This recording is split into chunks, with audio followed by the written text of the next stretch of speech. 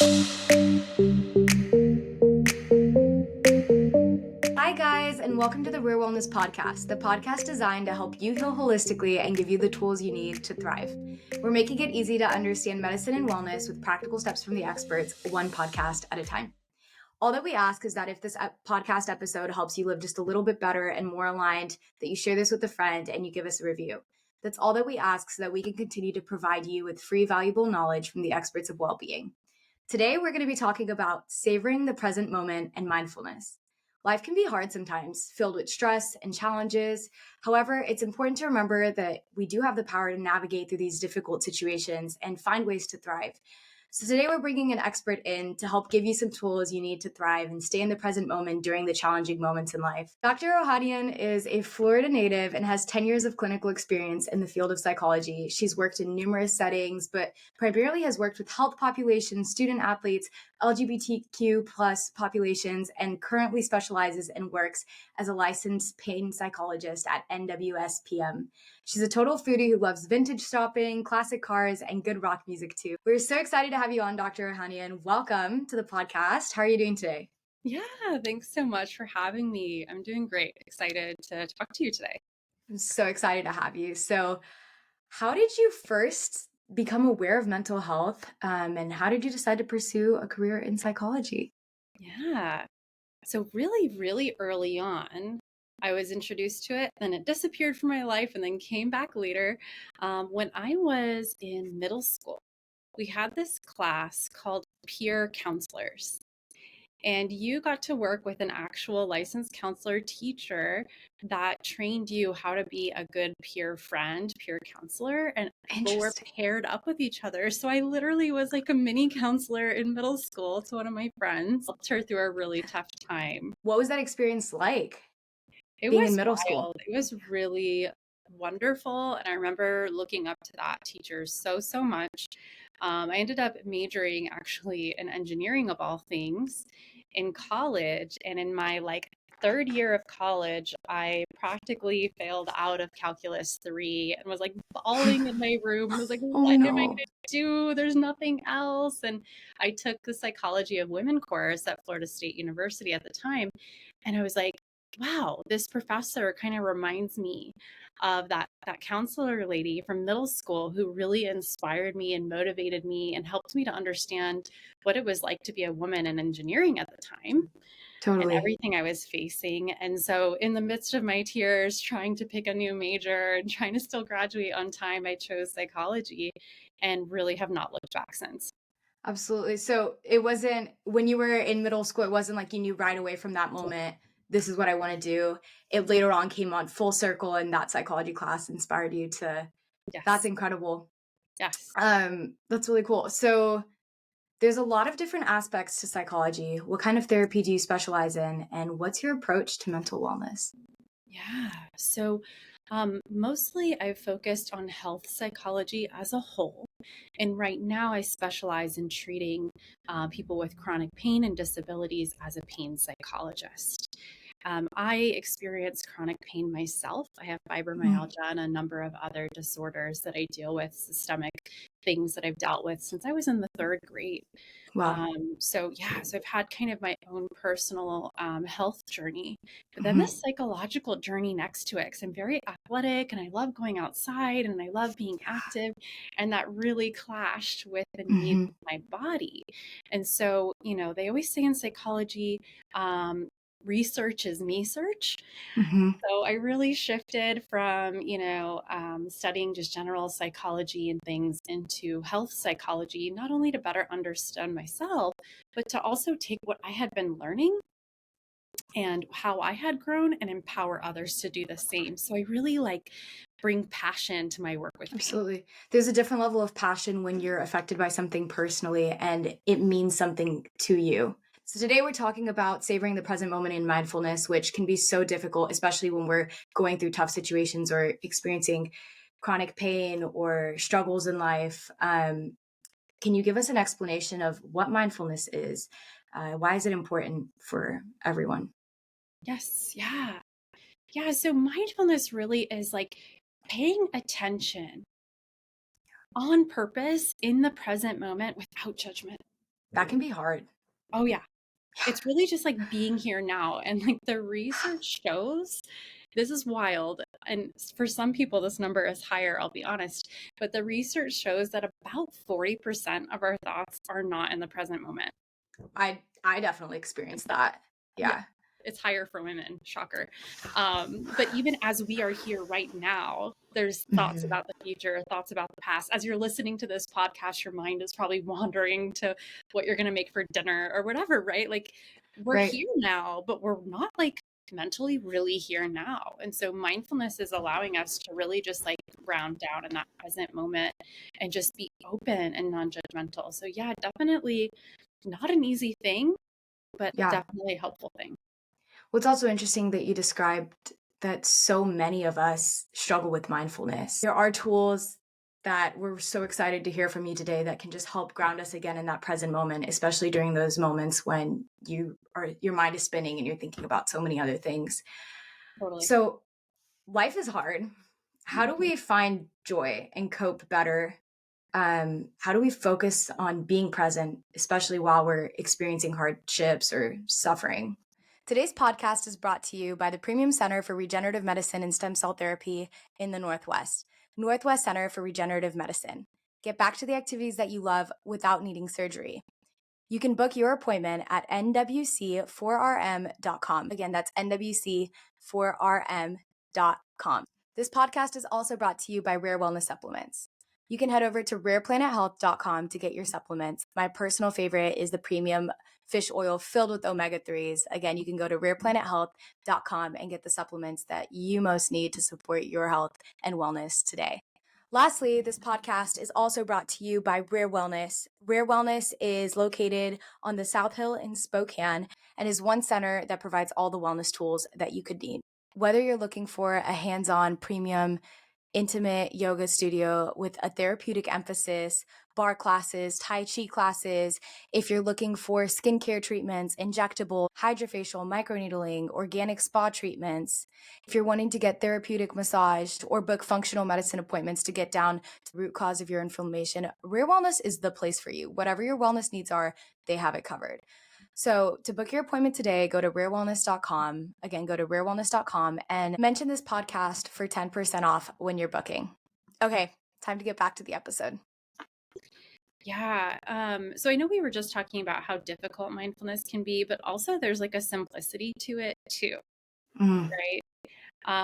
So, I've said to people, I've had many, many patients over the years, and I'll say, yeah, like let's just be in your life now. Let's just be here now. When you're at home and Mhm. you're stressed out, just be in that present moment. And they may say to me, Dr. O, I do not want to be in that present moment. I Yeah. want to be in anywhere but here in my mind. But at the same time, when we think about this 40%, how Mhm. rarely we're actually here now, what that's doing is causing a cognitive load onto what we're already dealing with in the present moment, right? So they may say, my life isn't that great. I don't want to be here now. But if we decrease the amount of stress on our minds and our bodies by not dealing with what's in the present and what we're thinking about in the past and what we're making for dinner and our to-do list, right? Mhm. That's less. It's just less on our system. Even if what's right here now is hard, it's less, right? So you're saying even if a moment is extremely difficult for me to handle, if I'm able to just focus on that moment, Mhm. even with all of the pain that I'm experiencing, even with all of the emotional stress, Yes. dealing with just that moment is easier than actually trying to escape it. Yes, exactly. Wow. Exactly. Our present moment doesn't need to be great for Mm. us to benefit from mindfulness. It's really just about being here right now. It's simple. Have you always had that mindset, or was that an expectation that you had to adjust? Because I feel like sometimes, at least for me, I feel like I've definitely received the messaging that you always have to be happy or life Mm. is meant to always be high. When did you kind of learn that it doesn't have to be? And how did you go about switching that mindset? Yeah, I think chronic pain will do that to you, really, in a sense, because you have to learn to live with what is. You can't just be in constant denial about the experience Mm. inside your own body. And so, how can I be with what is and honor that without it being all that I am, without it taking me over, but seeing it Mm-hmm. as a part of my experience that can shift and change. And like, what is it like now? Mm-hmm. Right? I'm really Yeah, changing my relationship to pain. I'm changing my relationship to my body. I'm changing my relationship to the here and now. And that's enough. yeah. Does it get easier the more that you allow yourself to experience those emotions and accept that pain as a piece of your experience? It absolutely does. And when we say the word pain, you can substitute your own struggle in there, right? It can be emotional pain, it could be physical pain, it could be depression, anxiety, social anxiety, whatever it is for you. You Yeah, can substitute that in as we talk about this. And it does get easier because let me be real with you. All you're doing is feeling what you're already feeling. that's You, deep. yeah, yeah, That's like I need to think about that for a yeah, second. yeah. You're Yeah. feeling it. You're feeling it all. Your body is storing memories, experiences, emotions, physical and emotional pain.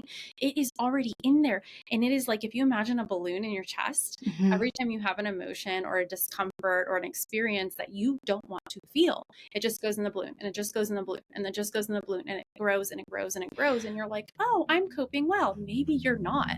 You're not feeling what's Yeah. already within you. All you're doing is just experiencing what already is, turning towards it and unpacking it before it explodes. Really, you're Wow. getting ahead of what is to come that is building up. What happens if you don't experience those emotions or if you try to avoid it? Well, gosh, you tell me. I feel What? like I've definitely experienced when I try to suppress them, I explode. Yeah, Yeah. absolutely. You know those memes where like someone's like pulling the paper towel out of the toilet or out, Yeah. out of the It just bathroom and keeps they're bawling going. their eyes out and they're because Yeah, it's I've not been there. coming out. Or we have this like one moment and we're always like, oh my gosh, like Mhm. all it took was spilling milk for me to have a breakdown. No, Yep. honey, it was not the milk. Yeah. It is not the Yeah. paper towels. It is not the whatever triggered it. It's that balloon. Just Yeah. that they say like the straw that broke the camel's back. It just took that one piece of straw and it broke, but that was Totally. building up a long time. So really, if you just are like you make space for what you're already feeling, Mhm. take time, unpack it, honor it, just honor it, whatever it is, good, bad, and everything in between. Honor what's there in a moment that you are choosing. That's an empowered way to feel what you're already feeling. So how does our autonomic nervous system impact our social behavior and our emotional well-being? Can you talk a little bit about the polyvagal theory by Stephen Porges and how it relates to our nervous system and how that relates to our overall well-being? Yeah, absolutely. So classically, traditionally, we've thought about our nervous system in kind of two ways. So we've got an autonomic and nervous system that's kind of the umbrella. And so the two Mhm. ones that we always talked about historically was the sympathetic nervous system Right. and the parasympathetic nervous system. So for some of you, these may be new terms. For some of you, it may not be. Quick background on that is the parasympathetic nervous system allows us to parachute down from our stress. It's Mm. referred to as the rest and digest state. And then the sympathetic nervous system is kind of like when people refer to fight or flight. Mhm. That is the sympathetic nervous arousal. It's very active. And we kind of thought of it in these two very binary ways classically. And then what was wonderful was that Stephen Porges came around and said, there's more to it than that. There's a lot more nuance here, I think. We're not just animals, right? So animals have parasympathetic and sympathetic. You know, they're being attacked by a lion one second, and then the next second they're eating grass. Like, yeah, very binary, clear. But I don't know. We have this thing called the frontal lobe. Right. Hello. We're And complicated. we're complicated. We know Right. this, right? We're more than just like a gazelle. And so he's trying to speak to that by bringing up that we have these ventral vagal pathways, right? So within the parasympathetic nervous system, we have the possibility of ventral vagal activation or dorsal vagal activation. Okay. So the ventral vagal is this like social connectedness. Like maybe for you, it's being at home with your family on your favorite Hmm. couch with your puppy, and you're just like, right. Relaxing. Or yeah, like maybe for you, that's curled up on the couch with your partner, or that like moment of joy where you and your friends sing in the car. That's that ventral vagal activation moment. The dorsal vagal is more of that immobilized. So we talked about the sympathetic nervous system having fight or flight. Well, within parasympathetic, you even have the freeze response, that immobilization where our system is overwhelmed and shut down. So on the surface, it could look like, oh, they're chill. No, you're sitting in the Mm. corner totally stuck and freaked out. What does that freeze state look like? How can I know if I'm maybe experiencing a freeze state in my life? Yes, yes. Yeah, that overwhelmed, that shut down. So some of the signs might be like difficulty making a decision. Hmm. So someone may ask like what you want for dinner, and maybe you typically know, but you're just like, nope, I got nothing. I can't think right now. I can't make a Right. simple decision. Just really shut down in that way. Another big sign of it is I don't want to engage with others, or when I do have someone try to engage with me, it feels really overwhelming, and I just can't. Isolation. Yeah, Yeah. yeah. Yeah. That makes sense. What if I find myself in one of these three states? How do I navigate between them? How do I know when I need to seek outside help? What do I start doing when I recognize, okay, I am either in fight or flight or I'm in freeze state? Yeah, yeah. So I mean, this whole polyvagal theory, from Stephen Porges that we're talking about here, it really helps us understand how our body and our brain work together to respond to stress, to respond to things in everyday life. But it also helps us to be more aware of things that are more serious, like Hmm. unresolved trauma. Because Wow. these states that we're talking about are, yeah, there's rest and relax and connectedness, but there's also fight, flight, and freeze and appease, which they don't talk about here necessarily, but appease, I just want you all to know this is a really important one. Sometimes it's called fawn, but because of that whole frontal lobe thing, another way we cope with trauma is that we appease to our perpetrators. So whatever they Hmm. say I'm going to do to keep myself alive. So that's also a part of Survival. the survival mechanisms, not Hmm. really talked about too much in the polyvagal theory. So another interesting part of these states is that they're not, like I said, binary earlier, like they're not like perfectly in boxes. There's a lot of Right. like overlap and flow and nuance between them. So it's not like, oh, I'm here and I'm stuck here and there's no Mm. going elsewhere. So first of all, hey, we've been talking about mindfulness. Guess what? You can't make a change unless you know where the heck you are. Which can be scary. Like it can be scary to sit down and actually face where you're at. Own it. Yeah. Yeah. Yeah. You first have to pay attention. So one of the biggest subcomponents of mindfulness is just paying attention in the here and now. If it's scaring me to realize where I'm at because I don't know how to get out of it. What if I recognize where I'm at, but I still don't know what to do next? Is it okay to notice what I'm going through and not do anything to Right. fix it? Yeah. So there's kind of two answers there. Yeah. Number one, it depends. I would first recommend trying mindful awareness and noticing these different states on smaller scales first. What does that look like? Yeah. So when you're just starting to feel a little stressed out, that's where we're paying Mhm. attention. Don't wait till your whole house is on fire to start grabbing something to put it out. Like, Absolutely. start to notice these smaller garbage fires first, and then you can kind of come in with these skills that we're talking about today. Mm. We would never do that to our house, so why do we do Right. that to our own bodies? Right. Yeah. Right. Yeah. A Yeah. lot of times I'll teach someone a coping skill, and I'm like, okay, I want to teach you, this is like a solo cup of water. Yeah. It really can only put out a small fire right now as it's new and fresh. And they'll come back and be like, Doctor, oh, I tried that breathing technique and it didn't work. And I'll say, well, gosh, like, how did you use it? What did you do? They're like, well, I waited until I had 4 flat tires and, I had a doctor's appointment canceled on Right. me and da da da da da. And I'm like, okay, we waited till the whole house is on Yeah. fire. Let's scale it back. Try small. Well, and it's like those small decisions that compound when you're able to regulate consistently, Yeah. that you're able to not let it build up.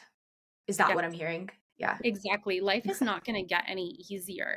People Right. think like, I'll go to therapy and my life will change. Your life doesn't change. Mm.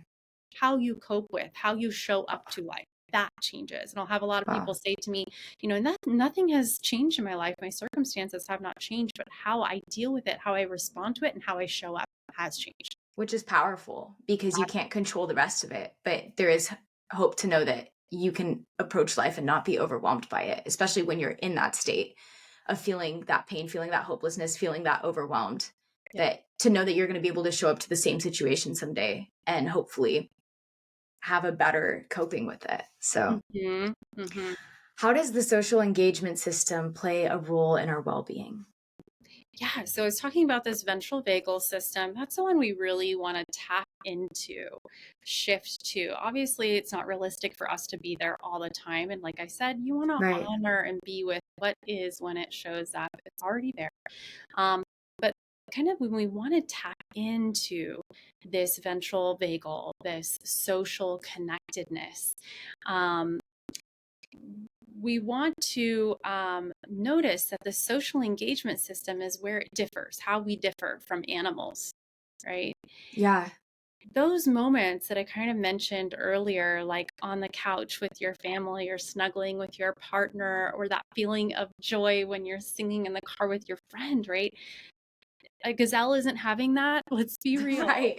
Yeah. It's like it's looking for its next meal and trying to go to sleep. Right, Yeah. exactly. That connectedness and safety is so important. We were not Absolutely. born on an island, and if you're feeling lonely and disconnected, that's because that's important to Mm, our survival as a species. It's important to our wellness, our joy, absolutely. all of that. If I'm struggling with, I think especially, after COVID, Mm, after, um, even just with the massive rise of social media and like the disconnectedness that sometimes can just be the default in our society if you're not intentional. What are some ways that if I'm feeling lonely, I can just start to try and look for connection, look for that social connection in my life? right, yeah. It doesn't have to be big. Again, think small. Yeah. We have so many opportunities for connectedness. Whether we stay at home or leave the house, there's so many Mm, opportunities, right? A lot of times I'll have people even just close their eyes and think about all the people they've seen in their day, the wow. post person that delivered their mail, even if they just peeked out the window, that moment where they saw someone else, Mm, the possibility of getting on video. When mm, you go and pick up your pharmacy medication, like mhm, there's just so many small moments that if we are not mm. present, We we're could not miss. going to benefit. We're going to miss it. We're going to Yeah. miss the moment. Well, it's so crazy that you say that because so often I feel like when you're in that state of feeling alone or feeling disconnected, you don't even realize that those moments are there for Right. connection, which is Right. crazy. Because when I'm hearing you say this, it's crazy that such simple moments really can give you such a connection. And I think about the times in my day when I take out my headphones, when I go out and Mhm. I'm Mhm. in at lunch somewhere and I just, even if I'm not necessarily talking with someone, just the presence of being with other people and interacting uh, can fill my cup. Or just taking the time to actually be mindful. It can be so easy to just be so, or repeating that negative belief that, oh, I am Mhm. alone, I'm not connected, that I can start to almost manifest and create that in my Yeah. life. Yeah. And I think shared activities is another huge one. And I think this is Right. particularly even more important for men, I would say. Mm. Um, Men do a lot of bonding over quiet shared activities. Think about Just fishing or yeah. video gaming, right? Like there's not a lot of like women, like we face each other and we want to talk, talk, talk, talk, talk and Get a connect cup with of each other, coffee, get a cup of coffee, right? open up our hearts. Yeah, yes, yes. Yeah. So guys are like, let's do a shared activity. Mm. Let's do a shared activity. It's usually side by side, right? And we may feel this as we go to a yoga class. Maybe I didn't Mm. talk to everyone in my restorative yin class. Yeah. Um, but I feel this like um, universal I'm a connectedness, part of the human experience. Like part of I'm, yeah. yes, I'm here That's now with incredible. these people. I don't need to know their names to feel that human connectiveness. Can you provide an example of how savoring can deepen the ventral vagal experience? Yeah, so we've been talking about the importance of ventral vagal activation, that safety, that connectedness, that Mhm. alert, relaxedness, and all the kind of little ways that this can show up for men, women, and everyone in between. Um, Savoring, I think I was thinking about this recently, for different generations, how we use this word. And, Mm. recently how there's been a lot in like social media about the opposite of a trigger is a glimmer. Yes. Yes, I've Yeah, seen that trend. It's kind of yeah, fun. it Yeah. is. It is. Yeah. Okay. So savoring is kind of similar to like really, really either in the present moment being very like present with this like yummy glimmer moment Mhm. or recalling a glimmer moment in detail. Mm.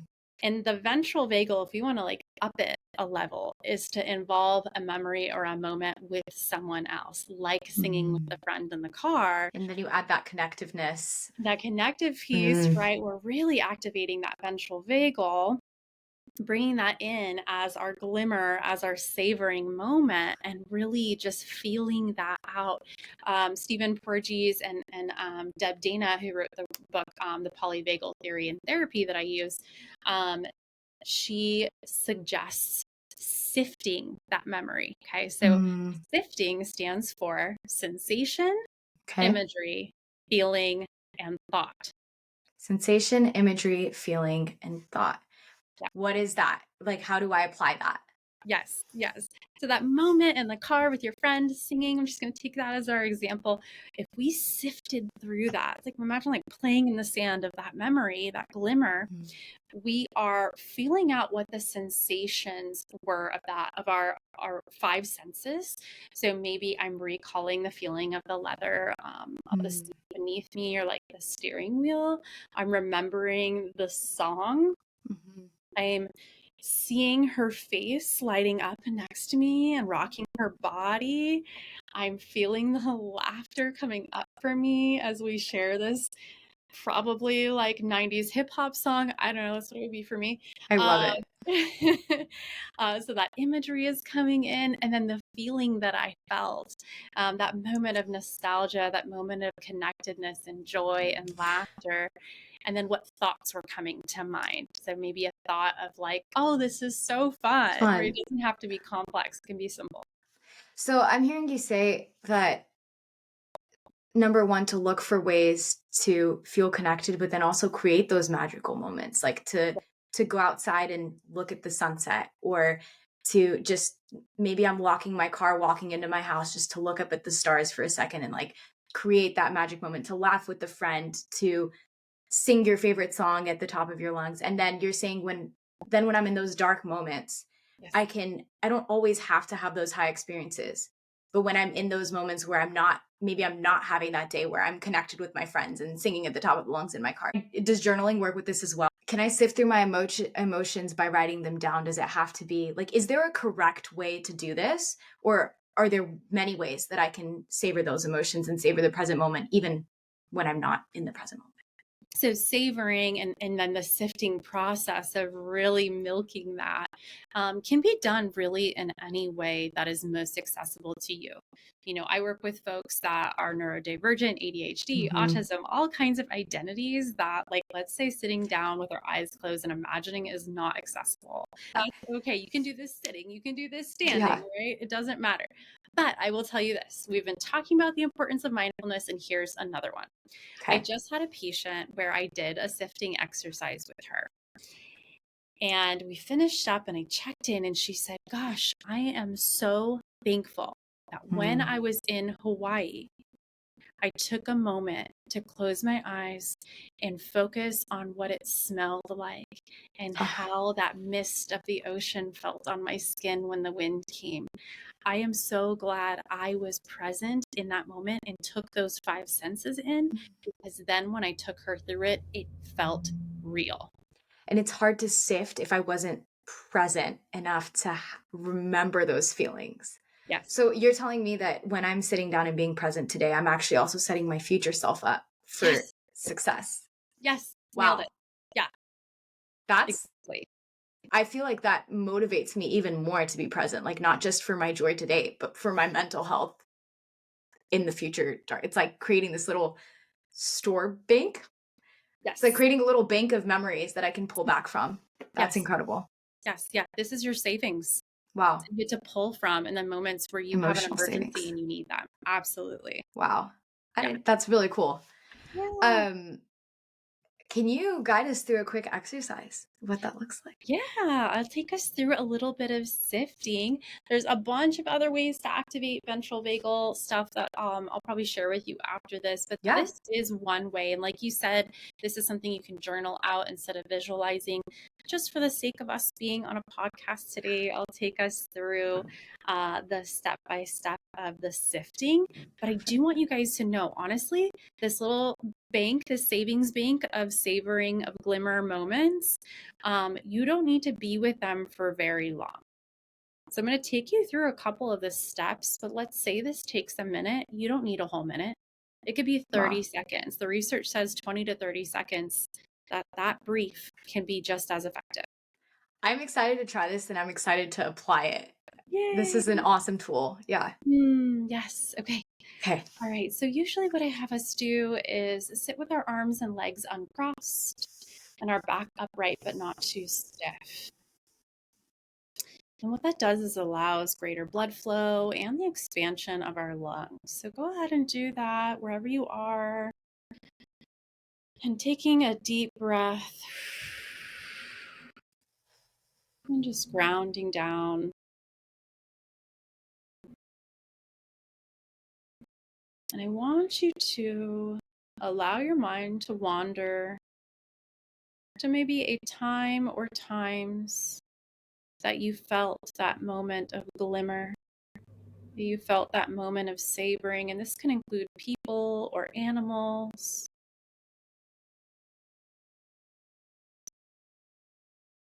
As you explore this, see if you can narrow it down to one. It doesn't have to be recent, it could be well in the past. That is okay.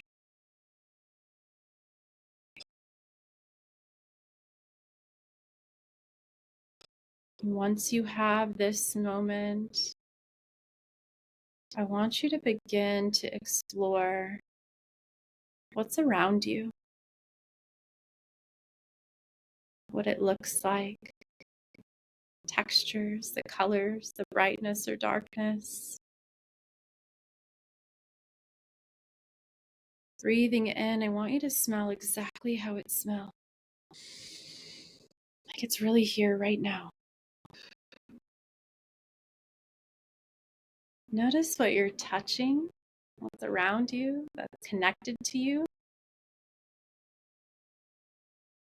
Feel that feeling on your skin. Maybe there's wind or sun. Maybe it's a fuzzy blanket, whatever it is. Feel it out.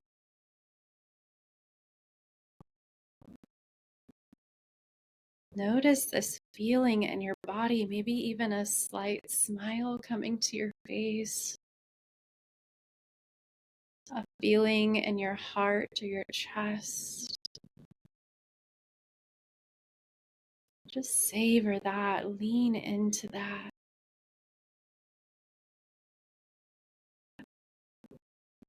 Notice what you think about this moment. Without judgment, just let whatever pops up be there. Just honor that. And now we're going to store this little moment of savoring, this little glimmer in our lives. I want you to imagine that you just took a quick picture of it, a Polaroid.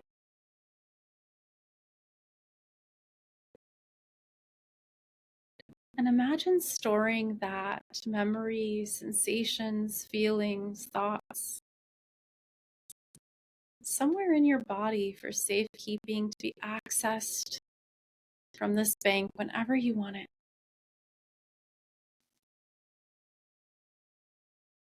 And however your mind imagines storing it, go with that. Don't question it. This will be here for you whenever these dark moments come and you've honored that dark moment and it is time to shift. You can start to sift. Whenever you're ready, taking a deep breath, taking this feeling with you, even if it's just for a couple more seconds as you begin to open your eyes and come back to the room that you're in. That was incredible. Well, yay! Yay. I was also realizing how often I can look back at moments that were happy moments, but how much I didn't pay attention Yeah. to what I was feeling around me Yeah. or the sounds or the sights. And I know for myself, like being a very busy person or like always trying to fill my schedule, it's beautiful to think about, okay, in this memory bank, am I going to remember how it smells? Am I going to remember like what Yes. it looked like, what I felt? Like that's powerful, and I'm excited to see how that impacts me. So, And you guys, I encourage you to share this, and you as well, share this with a absolutely. friend, because you know what? There's moments my partner and I will be together and he'll be like, stop, Mm, close your eyes, take this in. take a little mental picture. Yes, because It's if I'm powerful. not in that moment and I'm out, right, but you told a friend, they can do that too. So you can do it for each other Yeah. and build your bank. Isn't it crazy how just taking that second, it can Mm-hmm. just elevate your emotional state and your ability to cope with life's challenges? Absolutely. That's incredible. Yeah. Yeah. Are there any other techniques or exercises that can also help activate the ventral vagal system and promote well-being? Yeah, absolutely. And they're pretty easy ones. Basic things like humming, like Mm, right? Like whether it's a song or yeah. like a when we're eating food, even that Mm, little moment um, that activates and kind of shakes our vagus nerve, which is like along our neck here. interesting. Yeah, singing does this too. That's why I kind of use the singing example, because if you were present for the singing, you also had ventral vagal activation, and then you're recalling ventral vagal So your body's activation. already in this restored Right. state. It's really interesting how you said earlier as well that it's using these things, they're compounding, doing these things on a day-to-day basis that will show you the impact on the long term.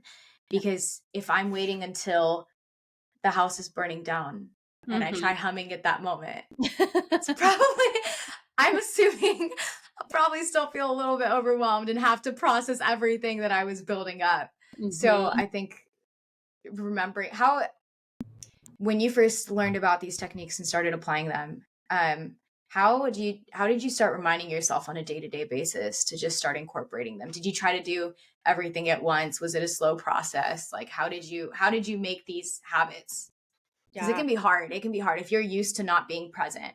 Mm-hmm. How do you start to just slowly shift into the present moment and not just hear this podcast and forget and move on and stay stuck? Yes. Yeah. Yes.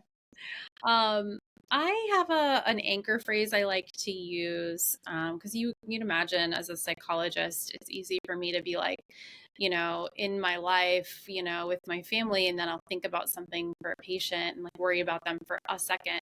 Right. And so, as a trainee, that happens more when you're early in your career. You do Mm, worry about your patients a little bit more. Think about, oh, how could I do this or that mm, outside of sessions. And so, early on, I came up with what I call an anchor phrase. mm, So when I start to notice that I'm very much not in the present moment, not connected to the here and now, I'm getting really overwhelmed, whatever my body and mind signals are for that, maybe you know yours better, mhm, you look for those, and then I would notice, okay, I'm not in the present moment. I'm in whatever I'm thinking of for my patient or whatever it is. So I use the anchor phrase, be here now, mhm. be here now. Now. And that helps me to do that. But some other people will have like a reminder on their phone, an alarm, Mm, every time they hear a bird chirp outside their window, that's their it's reminder their to check signal. in. Yeah. Yeah. I think it's interesting how you said earlier, the first step is awareness. It's like Yeah. when you start to be aware of, oh, I'm carrying stress in my chest, or I feel my anxiety starting to build in my stomach. So when I'm able to notice that and then making that my signal, okay, it's time to check in with myself Yes. and do those things. Yeah, Awesome. pick your signal and then you can anchor down, and you can anchor down into a word, phrase, image, or just be Yeah, present. Like just do the thing. That's absolutely. okay too. I like that. So if you guys are listening to this podcast right now, maybe you take a second to what is your anchor phrase? What is that going to be? And decide that. Maybe write it down in your notes app. See if how you can start applying that. Dr. O, we end every episode with the practical steps that our viewers can take with them. I feel like we've done several throughout this Mhm, episode. mhm. But I guess if we had to either recap or if you want to add another one, whatever works, what are some practical ways that listeners can take everything we've said today and just start incorporate mindfulness into their life? Yeah. So this is all about making our nervous system our friend, our Mm, ally, instead of our enemy. Like, come yeah. along with me. Let me try these things with you and turn towards your system to get feedback from it. Mm, You're the greatest expert on yourself, and you can turn towards your nervous system instead of constantly distracting and turning away from it. Turn towards it with soothing and support the way you would if a friend came in the room in distress. That's the same way we should turn towards our nervous system like a friend instead of an enemy. mm, And then when we do that, the way we treat ourselves becomes an advertisement for how others should treat us. that's powerful. Yeah. Wow. The way we treat ourselves becomes an advertisement for how others should treat us. Yeah. So one of the other things that I heard you say was like trust yourself and Yes. approaching yourself without judgment, which Mm-hmm. I know are two things that I've definitely had to work through and struggled through personally. But being able to, like, we're all human, we all experience these pains, we all experience our nervous system being dysregulated. Because I know at first, when I first learned that my nervous system was dysregulated, it was very easy for me to look at myself with judgment and be like, oh, well, I can't trust my body. I can't trust my nervous system. Like, and, and that's not very helpful or conducive to healing. Yeah. So, No. yeah, Yeah. It's harder to get back up when you're kicking your own butt. absolutely. Last thing is we ask every guest on our podcast, do you have any unique wellness tips or things that you like to incorporate in your own life? Anything you want to share doesn't necessarily have to be unique, but what's your favorite wellness application that you use in your own Yeah. life? One that I learned, it comes from Qigong, Okay. which is similar to Tai Chi. It comes from Chinese medicine or Chinese approaches. And it also, ironically, activates the ventral vagal pathway, um, Incredible. which is, like when you hurt yourself or something goes wrong, people will be like, walk it off, shake it out, like just shake it out. Yeah. In order to activate, our ventral vagal nervous system, when we're using Qigong, is to literally shake our body. Mm, So yeah, like when you're stressed and interesting. sitting there, if you've got a job where you're like at a computer all day, sitting a lot, those kinds of things, maybe even once an hour, getting up Mm, and starting by shaking your hands. shake. Okay. Yeah. And then shake your arms and shrug your shoulders a little. Do some like 80s shimmies. Yeah. Woo! Shimmy, shimmy. Shake your face and maybe even make like silly sounds, like Uh, like a little kid. Yes. so Yeah, fun. it makes me Okay. laugh. And Yeah. then taking your stomach, your legs, your feet. That is legit like a relaxed dose of coffee. Wow. Yes. That's awesome. So do you just do this? Like, can you do this at your desk? Can I Yeah, just take a step to the bathroom? Just go do it whenever I. absolutely. It's incredible. Wow. So it's Absolutely. like a cup of coffee for your nervous system. I, Yes, yes, yes. yes, I I did it with love it. I did it That's with a so cool. patient and I like let them go out to the waiting room and then I passed them an hour later and I was like, still feeling it? She's like, I still feel good. I don't even need to get my afternoon coffee. It's like, That's amazing. Okay, guys, well, try it out and let us know how it works out for you. Dr. O, you've given us so many good tips and just practical advice, and also just shared about how the nervous system works. And it's been incredible. I definitely feel like I'm more empowered to face my day with mindfulness and just understand the importance of why being in the present moment matters. And how to just be a little bit more aligned and a little bit more present every day. Thank you so much for joining us today. I've loved talking to you, and Yeah. yeah, Thank you so much for having me, absolutely. Natalia and Rare. Thanks. Okay, guys, we're also going to be starting a segment where you get to ask your questions for the experts and we answer them on here. Um, so please DM us at Rare Wellness Podcast on Instagram. And nothing is off topics. Mental health, sex, pain, health, functional medicine, skincare, anything that you want to know, we're here to talk about. So please DM us on there. I hope you guys are able to apply everything that we talked about today and just live a little bit more aligned. Again, be sure to subscribe and follow so that you don't miss the next episode. Dr. O, thank you again for being here. Yeah, take care, everyone. Bye.